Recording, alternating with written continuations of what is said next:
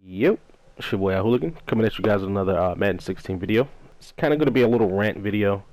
And I'm just going to play this play for you guys. If I can get to the quarterback, I think this is him. In this play, number 18, Evans, should probably be injured. At this point in the game, I'm up 30 points, and we're just, basically just sending a pass rush at him, committing to the pass every play. And they run a play action, and as you can see right here, I'm just going to freeze it when he lets the ball go. The ball is out of his hands. Evans has gotten rid of the ball. He's now a defenseless quarterback in NFL's eyes.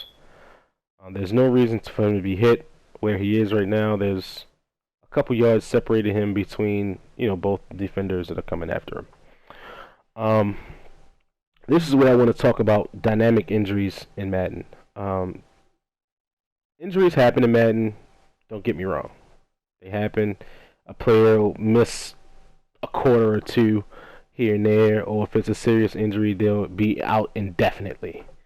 In my opinion, what should happen next in Madden, especially for like CFM, because this is a CFM game. I'm like 10 years plus into my connected franchise, and dynamic injuries are just not a part of the game, which I wish it would be. Because if you think of a play like this, where number 18 clearly takes a shot right after he throws the ball, no penalty was called on this play at all. He led with his helmet, flag. He hit a quarterback late, flag. He drove him to the ground, flag. You know what I mean? Like it's flags aren't thrown enough in Madden 16, in my opinion. So in my CFM, I do have like DPI up to like 60, 65%, something like that. And roughing the passer was actually up to like 60, I think, 55 or 60, something like that. And it wasn't called on this play. Now right here, like I said, his leg is planted into the ground. That's probably at least a sprained ankle, sprained knee, something. You know what I mean?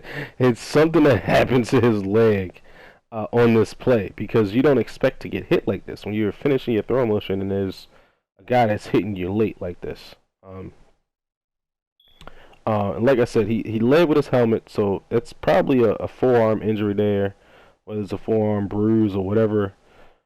And he also gets drove to the ground, and his head bounces off the ground. That's probably a concussion. I've yet to see a concussion in Madden.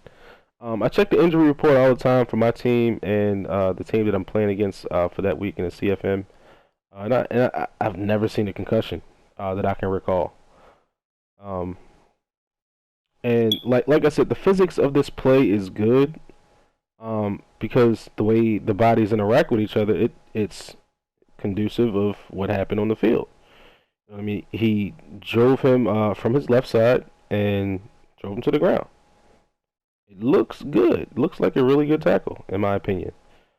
But like I said, there's no cost for this hit.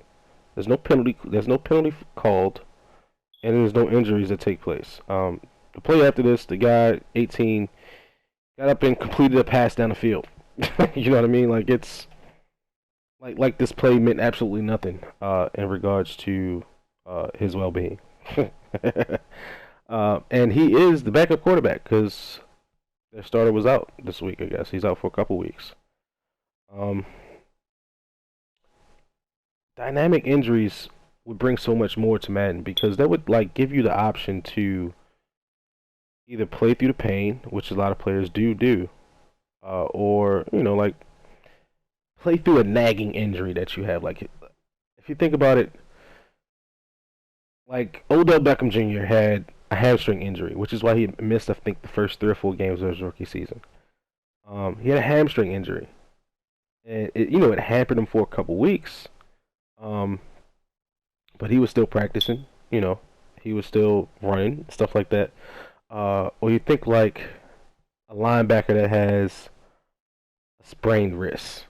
Like I've had a wide receiver. Now, granted, it is a wide receiver. You need your hands and your wrists.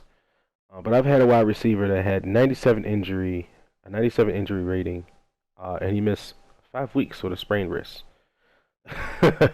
Now, in my opinion, he should be able to have the option to play through that injury, um,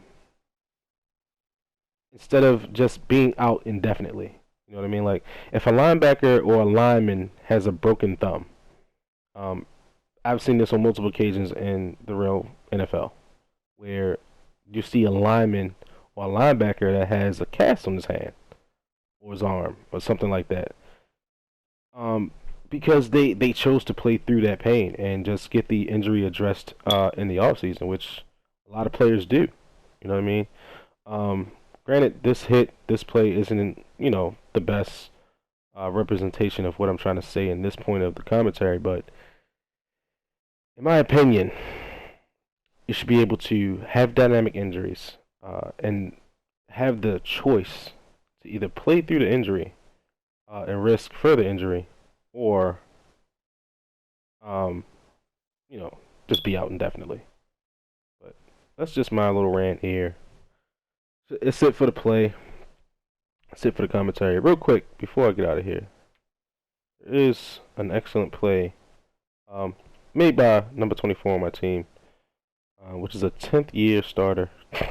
He's been anchoring my defensive backfield for years. He makes really good play on this ball. Just wanted to show that off real quick.